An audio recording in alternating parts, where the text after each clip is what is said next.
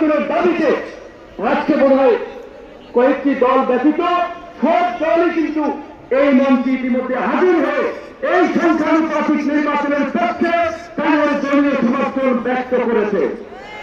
আমরা পরিষ্কারভাবে সংস্কার কমিশনকে বলতে চাই, সমাবেশ শুধু একটা দলের দেখেছেন, সবেমাত্র শুরু হয়েছে।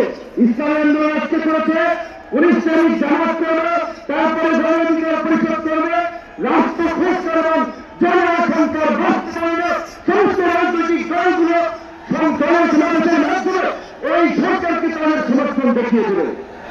তাই আমরা বলতে চাই, কোন দুটি দল উপরে ভিত্তি করে দুটি দলের কথা সংস্কারের নকশা পরিবর্তন আনা যাবে না। আমি সংস্কার কমিশনে বলেছিলাম, দেশ স্বাধীনের পরে ডক্টর কামাল চন্দ্র হয়েছিল আমাদের নেতা শেখ মুজিব, আমরা তো তাকে রেখে সংবিধান নির্মাণ করেছিলাম, রচনা করেছিলাম তাকে পালন করার জন্য। আজকে সংস্কার কমিশনকে দলকে প্রাধান্য দিয়ে বেশিরভাগ জনগণের আকাঙ্ক্ষার বিপরীতে গিয়ে কোন সিদ্ধান্ত বাস্তবায়নের দুঃসাহস দেখাবেন না।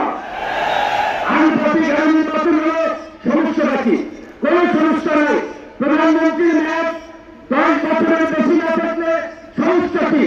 আমরা অত্যন্ত যৌক্তিকভাবে এই কথাগুলো দফায় দফায় আলোচনার তুলে ধরছি, কিন্তু পরিষ্কার সংবিধান এই সংস্কার জাতীয় ঐক্যমত্য কমিশন কেন জানি দু একটি দলের প্রতি পক্ষপাতমূলক আচরণ করছে। এই বৃহৎ তাদের এজেন্ডাই বাদ দিয়ে তারা ঘুরাই দিল।